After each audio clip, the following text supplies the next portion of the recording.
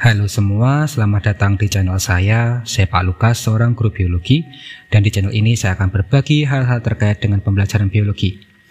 Pada kesempatan kali ini saya akan berbagi tentang simulasi penggunaan laboratorium maya, praktikum, faktor-faktor yang memengaruhi enzim katalase. Praktikum ini terdapat dalam buku praktikum maya yang dikeluarkan oleh Kementerian Pendidikan dan Kebudayaan. Untuk mendownload buku tersebut, kalian bisa cek link yang sudah saya lampirkan di kolom deskripsi.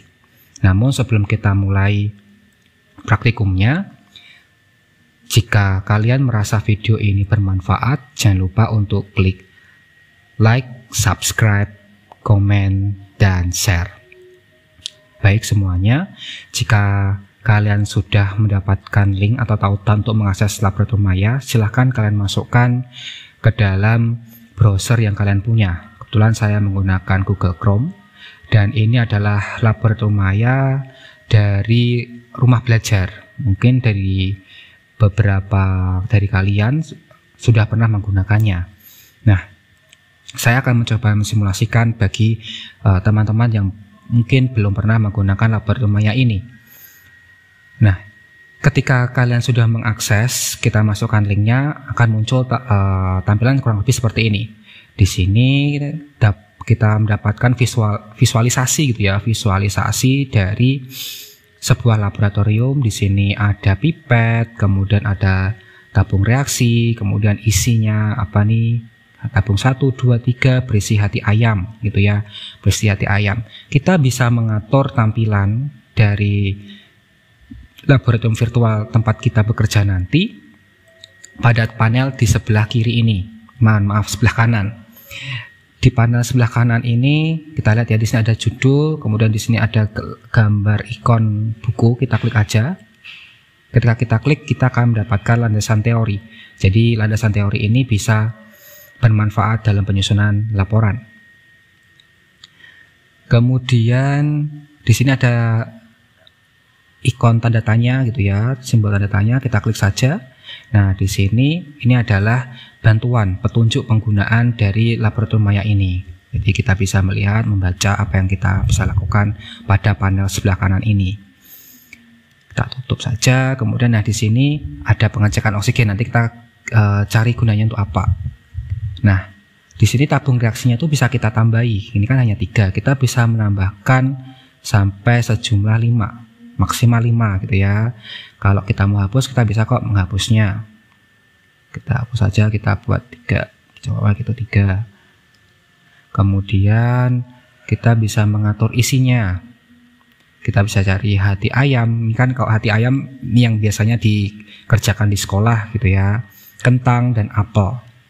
Kemudian kita bisa mengatur volumenya 1 mili. Kita nanti juga bisa mengatur pH-nya. Mengatur pH-nya bagaimana? Karena di sini ada senyawa-senyawa yang bisa ditambahkan seperti HCl dan NaOH. Ini untuk pengaturan pH. Kemudian untuk pengaturan suhu kita bisa geser gitu ya, bisa geser suhu di sini. Kita pakai suhu yang standar dulu aja 25 biar sama dengan yang lain. Oke. Hapus. Kita hapus, kita tambahi biar sama standar dulu 25 gitu ya. Oke. Nah, pada praktikum faktor-faktor yang mempengaruhi kerja enzim katalase ini, biasanya kan faktor yang kita gunakan adalah suhu, kemudian pH. Tetapi di sini juga selain suhu dan pH, keberadaan cyanida atau racun mungkin juga akan mempengaruhi. Kita bisa gunakan itu. Maka dari itu kita akan mencoba membandingkan beberapa praktikum gitu ya. Kita bandingkan beberapa praktikum. Seperti faktor yang pertama, kita mencoba membandingkan bagaimana kalau faktor yang dipengaruhi adalah faktor kadar keasaman atau pH. Maka kita samakan semua, yaitu isinya yaitu hati ayam semua. Hati ayam tabung 2, tabung 3, dan tabung 6.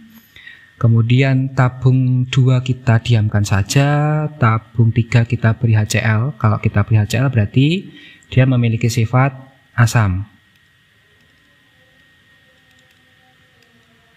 Oke, kita tetesi. Apakah ini sudah tertetes ya? Oke, sebenarnya sih sudah. Kemudian NaOH kita geser ke tabung 6.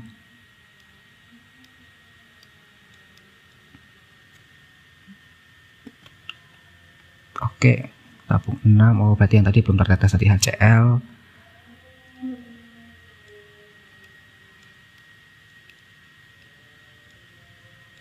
Yang HCl. Oke. Sekarang kita coba berikan hidrogen peroksida kepada ketiganya. Berarti tabung 2 itu sifatnya netral gitu ya, 3 asam, 6 basa. Ingat-ingat. Kita berikan.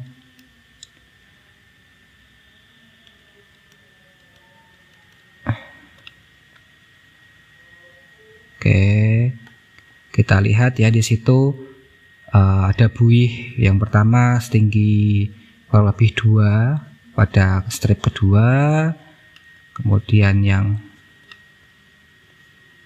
asam ternyata tidak berbuih, berikutnya yang basa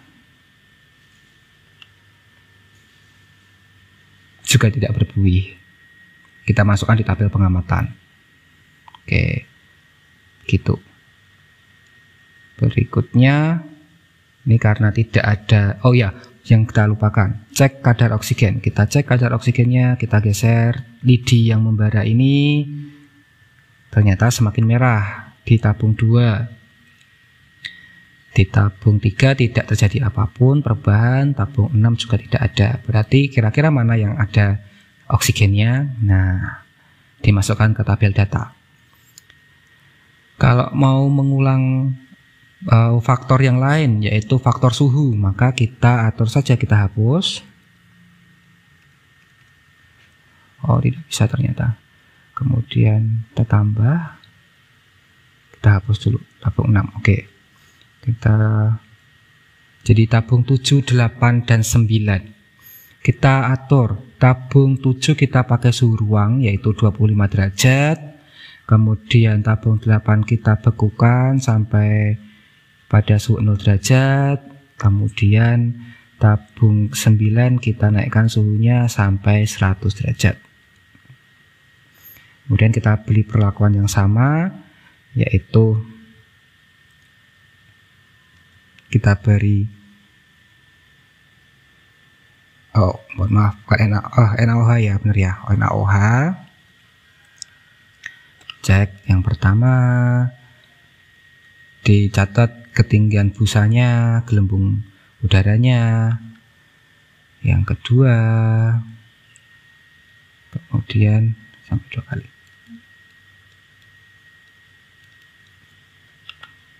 Yang ketiga, oke, ternyata tabung 7 berbuih, mengeluarkan gelembung udara, 8 dan 9 tidak. Kita cek kadar oksigennya. Caranya juga sama, kita drag drop saja. Menyala, jadi merah, tidak. Nah, kurang lebih hasilnya seperti itu gitu ya.